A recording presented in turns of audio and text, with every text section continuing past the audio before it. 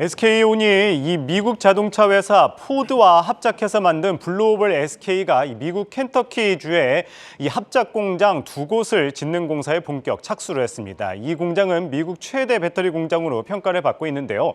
SK온은 이번 합작으로 인해서 오는 2025년 세계 최대 3위 배터리 회사로 거듭나겠다는 계획입니다.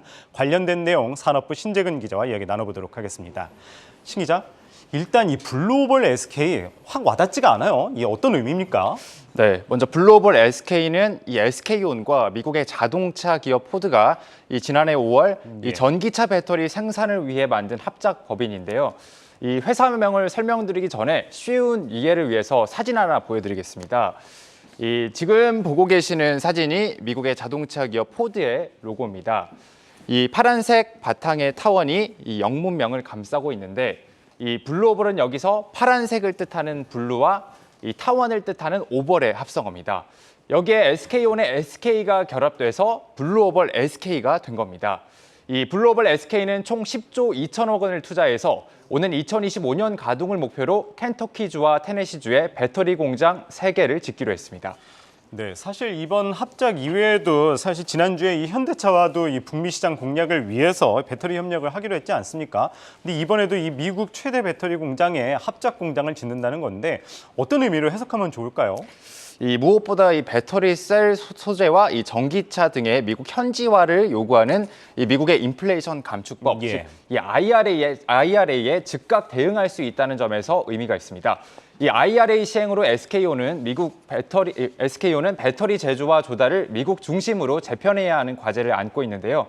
이 SK온은 기존 조지아 공장 2곳에 더해서 이 켄터키주의 2곳, 테네시주의 1개의 배터리 공장을 추가로 짓게 된다면 이 미국에만 총 5개의 배터리 공장을 보유하게 됩니다.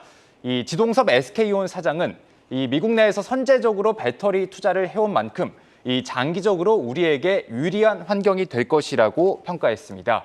이 합작 공장 대상이 미국 3대 자동차 기업으로 꼽히는 포드란 점에서 이 안정적인 배터리 공급도 기대해 볼 수 있는데요. 이번에 첫 삽을 뜬 켄터키 공장 2곳과 연내 착공에 들어갈 테네시 공장에서 생산되는 배터리 양만 이 한 번 충전 시 500km 이상 주행이 가능한 고성능 순수 전기차 161만 대분입니다. 여기서 생산되는 배터리 전량이 F150, 라이트닝 등 포드의 전기차에 공급될 예정입니다. 이 앞에 이야기했듯이 이 SK온과 포드의 합작 공장 2025년부터 가동된다고 그랬습니다. 그러면 이 포드의 전동화, 즉 전기차 전환 계획은 언제부터 계획이 된 겁니까? 네, 포드는 2030년까지 이 전 세계 생산의 절반 이상을 전기차로 전환하겠다 이런 계획을 갖고 있는데요.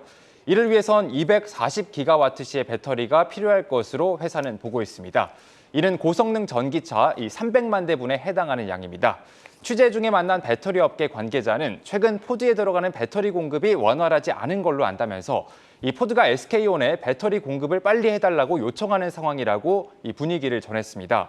물론 공장 가동 초기엔 수율 안정화를 위한 부대 비용이 발생하겠지만 이 포드에 판매하는 배터리 판매량은 이 기하급수적으로 늘어날 전망입니다. 올해 SK온은 매출액 7조 6천억 원, 이 영업적자 6천억 원을 기록할 것으로 예상됩니다. 네, 사실 이제 관심은 이 지분 100%를 보유한 이 모회사인 SK이노베이션으로 모아지는 것 같습니다. SK온 같은 경우에는 이 국내 배터리 3사 가운데 유일하게 적자를 벗어나지 못하는데 그렇게 되면 이 SK이노베이션 주가에도 좀 영향을 미치지 않습니까? 네, 그렇습니다. 일단 증권가에서는 이 SK온의 실적 개선과 이 투자비 마련이 SK이노베이션 주가를 결정짓는 열쇠가 될 것으로 보고 있습니다. 이 한 증권사 관계자는요.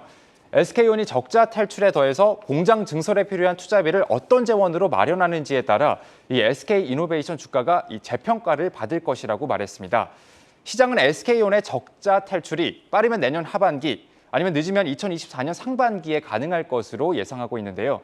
또한 앞으로 투자비를 어떤 방식으로 또 어느 정도 마련할 수 있을지 현재 시장이 가장 큰 관심을 갖고 있는 영역입니다. 이 SK온은 국내와 해외 공장 증설을 위해서 2025년까지 약 14조 원에 가까운 돈을 더 투자해야 하는 상황입니다. 이 도중에 인건비나 자재값 상승과 같은 통제 불가능한 변수가 발생할 수도 있습니다. 최근 SK온이 프리-IPO로 1조 3천억 원을 조달했지만 이는 차입급 상환에 주로 쓰이는 만큼 이 자금 조달은 또 하나의 숙제로 꼽힙니다. 네, 오늘은 이 SK온과 포드 이 합작 공장을 짓는 이슈에 대해서 살펴봤습니다. 산업부 신재근 기자였습니다. 잘 들었습니다.